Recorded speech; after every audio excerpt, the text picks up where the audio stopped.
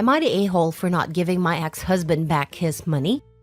My ex-husband cheated on me 5 years ago, and I found out when he texted me instead of her. That ended our marriage, but the divorce was amicable. I told him that I couldn't forgive him, and he said he was sorry, and we moved on.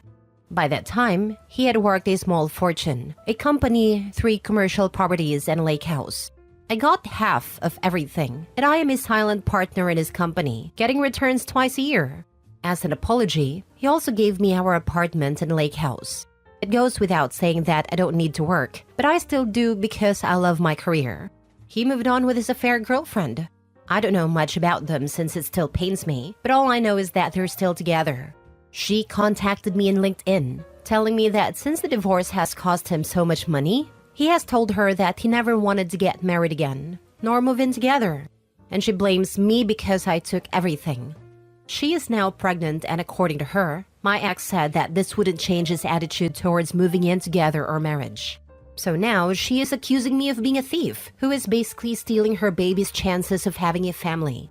That I didn't need the money because I have a good job and everything was my ex-husband's. That I took advantage of him because he felt guilty. I haven't spoken to my ex in 5 years. I haven't even had the strength to answer him back every new year to tell him to stop texting me Happy New Year because that's when we met. I don't know what to do. Is she right? Or should I ignore her? Now for the top comments before reading the mini update. Just block and ignore her. She played a stupid game and won a stupid prize. This is probably the best right answer, but I'm old, jaded, and just a little vicious. Personally, I'd send screenshots of her text to your ex-husband. But that's because I'm old, jaded, and not very nice. Me too, because I would have engaged in option 1 and 2. Go off and send it to him. Truth is that he probably doesn't want to marry her and is using OP as an excuse. After all, he's still contacting OP on New Year's. He doesn't sound like a catch, and neither does a fair partner. Yep, he regrets the divorce and won't get married because he's holding out hope. He gave her extra things in the divorce because he cares. If he didn't, he would have given her the bare minimum and dragged it out. So the homewrecker is blaming you for his fate. That's rich, not the a-hole. About the only thing that's rich about her. I bet you she pursued him because of his money, and now he won't marry or move in with her even after she got pregnant. Something tells me she tried to baby trap him. At least she can get hefty child support for 18 years. Not the a-hole. She expected to get the guy and all of the marital property.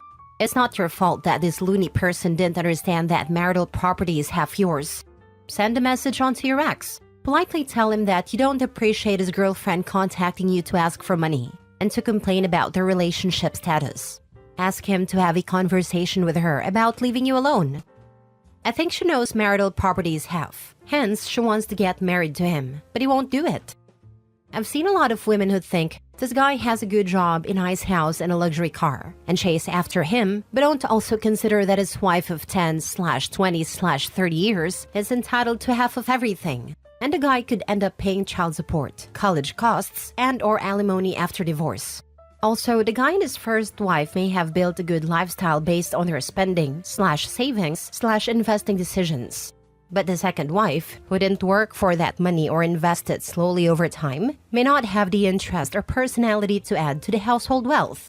That's the kind of woman who marries a guy, and then complains that he doesn't have as much money as she thought. Yeah, he has half as much money, more expenses, and the added burden of maintaining the expectations of the new wife/girlfriend. Mini update. Thank you everyone for the fast response. I was considering one of 3 options. Tell her off, tell him/forward her message to him, or ignore and block her. The majority are suggesting the latter, and I am inclined towards that too. Thanks and have a great weekend. I will try to read all your comments, but they're coming too fast. Sorry. Next story. Am I the a-hole for refusing to repropose after my fiancé lost her engagement ring? I, 29 male, proposed to my fiancé, 28 female 6 months ago with a beautiful ring that I saved up for over a year to buy. She was thrilled, and we've been happily planning our wedding since then. Last weekend, we went on a trip to the mountains for a little getaway. During one of our hikes, she realized that her engagement ring was missing. She was devastated, and we spent hours retracing our steps, but we couldn't find it. When we got back home, she asked if I could get a new ring and re-proposed to her to recreate this special moment. I told her that I understood how she felt, but buying another ring of the same quality would be financially challenging for me right now. I suggested that we could either wait until I could afford a similar ring or get a more modest ring for now and upgrade it in the future. She was upset and said that it wouldn't feel the same with a different ring and that the magic of the proposal was lost. She insisted that she wanted the moment to be recreated just as it was before. I told her that the important thing was our commitment to each other, not the ring or the proposal itself, and she accused me of not caring enough about her feelings and said that if I truly loved her, I would find a way to make it happen. Now, there's a lot of tension between us, and she's been distant ever since. I feel like I'm being practical, but she feels like I'm not valuing our engagement enough. Am I the a-hole for refusing to re-propose with a new ring under these circumstances? Not a-hole. I would be horrified if I lost the ring my fiancé got me. No way would I expect him to replace it with conditions. Would really consider who you've asked to marry you and where their priorities lay. In the future, however, I would ensure the ring. Not only replace the ring, but redo the whole proposal. Lots of main character syndrome going on here. Run, OP. She is horrible to expect any of this. Hello, the door is open. Leave while you have the chance. You just got a view of what being permanently attached to her will be like. She ought to be ashamed for caring so little about securing something so precious. Not a-hole. If you really loved me, it's a trap to try to get you to do something. Not just illogical, but counterproductive. You have actual things that you need to use your resources on, besides sentimental, non-pressing moments to recreate. This actually sounds like some sort of test to see how far she can push you. Tread carefully. I would retort back, if you really valued our engagement, then you wouldn't have lost a ring. 100%. If anyone is entitled to be angry, it's you. If she can't take care of one precious ring, how many do you have to keep buying if she keeps losing them? I am wondering if the girlfriend really liked the ring and proposal at all. Oh no, lost a ring. Do over. Seems like a great way of getting what you really want. Next story. Am I the a-hole for saying that my ex-husband was just like his father because he canceled on our daughter yet again? I'm making this fairly quick. I feel like I went a tad bit far with my comment. So me, 36 female, and my ex-husband, 38 male, were together for 6 years, married for 2 before he left me. At the time, our daughter was a year old. She was 5. There were no warning signs. I left to go do a grocery shop, came home to him and his clothes/things gone, left a note saying he was in love with a new woman and wanted a divorce. Just like that. I got absolutely no closure from that. Any calls or messages were dodged, even when they were about our daughter. Literally nothing. During our divorce, he tried to fight for full custody despite at this point not having seen her for 6 months, which was denied because he was in the military and at times constantly moving. I got full custody. He got supervision with holidays if he's not deployed. Shortly after our divorce, he married his now wife and they settled down in the city we live in. He's still in the military, but now he's on a specific base.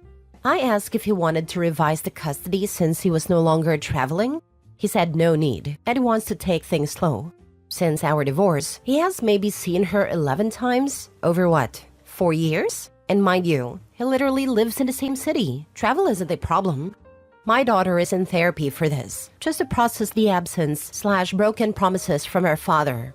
Typical I'll pick you up this weekend, only to be last second. Anyway, on to the issue. I got a call from him Friday night. He was supposed to pick our daughter up at 8 a.m. Saturday. I got a call at 1 a.m. because I was up working. And he basically says that he can't take our daughter to his place this weekend. After some back and forth, he says it's because his wife is upset with him spending time with her and that she gets jealous. Yes, jealous of a 5-year-old. Absolutely ridiculous. I've been fairly cooperative this entire time, but Jesus, I was so upset. Like a buildup of emotions, I just started yelling at him, calling him a sack of turd and a disgrace. I mentioned our daughter being in therapy, how upset she was seeing some of the other kids with dads. In her preschool, there was this dad day where the kids brought their dads to do activities with them. They had a mom day the previous week, and he promised to show, but pulled out last minute. I had to give her a sick day because she was so upset. So I really started going in on him. He gets angry and starts yelling and cussing back. Eventually, he got quiet, and I ended up saying, "You know what's really freaking funny? Our entire relationship, you made a big show about how much you hated your dad, how horrible he was to your mom and siblings, how your biggest fear was becoming like him. But honestly, the apple doesn't fall far from the tree, because you are just like him." This was said in anger. He isn't exactly like his father, but there were similarities, which was why I said it. His father cheated on his mother, abused them, and eventually left and abandoned them for another woman. Take out the abuse part, in my opinion, they're the same. He didn't say anything for a couple of seconds, said Jesus Christ, and then he just ended the call. I haven't had contact with him since then. I absolutely did not feel bad at the time. I felt like my words were justified. But the longer it waits, the more I feel like I went too far. I ended up telling my parents what I said to get some feedback, and they said it was cruel and unnecessary. So, am I the a-hole? Now for the top comments. Not the a-hole. If the deadbeat dad shoe fits. OP, you are not the a-hole. He's a terrible father. The fact your parents don't find it cruel how he treats his own daughter. To me, truth hurts, and the fact his wife is jealous of a child is gross. Yes, he is cruel to his daughter. Why are her parents not standing behind her and telling her that her ex needed to hear what an a-hole he is to their daughter? Feel so bad for the little girl. OP's ex is a huge a-hole and loser. Being civil hasn't had any impact. Maybe this will be the wake-up call he needs, so not the a-hole. But you can't let him get your daughter's hopes up anymore. Therapy is good, but the repeated disappointment just causes setbacks for her. Yeah, I've been thinking about this too. It's just draining her, and she's at a point in her life where I feel like him not being in her life full-time would make it easier for her. I've been thinking about giving him an ultimatum of signing over full rights, or getting his act together and being a father. My dad left my mom when I was 2. He tried to stick around for a couple of years after, and it was hard on everyone. I think around kindergarten he stopped completely, and honestly, it was really hard at first, but it was for the best. I remember talking to my grandma and her asking if I'd rather have just one big disappointment or constantly be disappointed, and I chose the first. It sucks, and it took until becoming a mother to come to terms with it all. How a parent chooses not to be in their kid's life, I will never understand. And I'm so sorry you and your daughter are going through this. You are definitely not the a-hole. Last story. Am I the a-hole for not allowing my girlfriend to be a stay-at-home mom, even though I could afford to? My 29 male girlfriend, 23 female Emily, and I have been dating for 4 years and have lived together since last October. She graduated from college last year and was able to get a job that paid an okay salary for an entry-level position. She didn't like the job too much, but she mentioned that it had good opportunities for promotions and would look good on her resume, so she hoped to move on to more interesting work that she is more passionate about soon. In January, my girlfriend became pregnant with a girl by accident. It wasn't planned and we considered abortion, but decided to keep the baby. We have since been preparing for the birth. We have good relationships with both my and her parents, and both sets of parents have said they would be willing to babysit our daughter for free. Recently, my girlfriend told me that she would like to quit her job after the baby is born to be a stay-at-home mom. Her reasons for doing so were, 1, she's getting very attached to our baby, even though it's not born yet, and the idea of dropping her off with a babysitter, even if that babysitter is one of our parents who we know will take good care of it, makes her want to cry. 2, her mom was a stay-at-home mom, which allowed her to have home-cooked meals every day and do lots of fun stuff that she couldn't do with a babysitter. She wants to provide the same experience for our daughter. 3, she no longer likes her job and isn't sure if she wants to continue down the same career path. She regrets her major in accounting and wishes she had majored in something she is passionate about instead of something that just makes good money. 4, I recently got a promotion to a supervisory position in my company that came with a pay raise of nearly $40,000, so I can afford to support her and our daughter. 5, she didn't say it, but one of her friends recently gave birth and became a stay-at-home mom, so I'm sure that influenced her decision.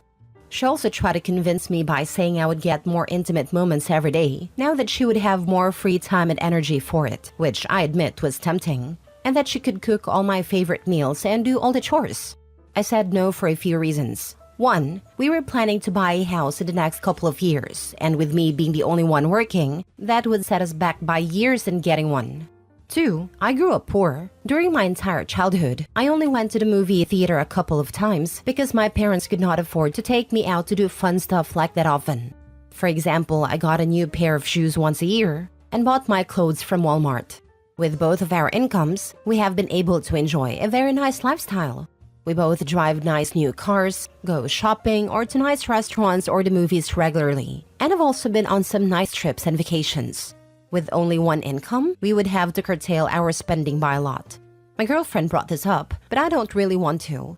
With both of us working, we can keep our current lifestyle even after the baby. There are many things I still want to do and places I want to go. And we would have to put all our life plans on hold for several years, since my income alone would not be enough. So we would have to wait until I got even more raises or saved for a long time. 3. I just don't want the pressure of being the only person to provide for my family. 4. Most people don't like their jobs. From what she told me, she mainly just does not like her boss and finds the work boring. My mom had to work a physically difficult job when I was a baby. So compared to her and many other women, my girlfriend has it easy. Sometimes you just have to suck up having a job you don't like. Also, while telling her no, I might have said a reason why she was feeling so attached to the baby was pregnancy hormones, and they would soon pass. So yeah, not my best choice of words. I mentioned this to my friends and my family. I've been told by some people that a true man provides for his family, and that I'm evil for wanting to separate a mother from her baby when I could afford to let her stay home. So am I the a-hole? If she has a major in accounting, she could get a work-from-home job keeping books for someone or something like that. She could work part-time with flexible hours while not leaving the baby. Maybe investigate this as a compromise. I think this, especially paired if they have family who can help care for the baby. I'm 100% remote work from home.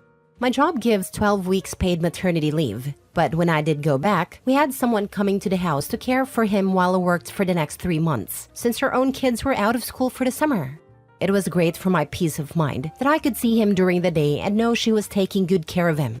Then when he was 6 months, he started going over to her house during the day. Lol, this whole post shows how woefully unprepared you and your girl are for having a kid. Good luck, OP. With both of us working, we can keep our current lifestyle even after the baby comes. Oh, honey.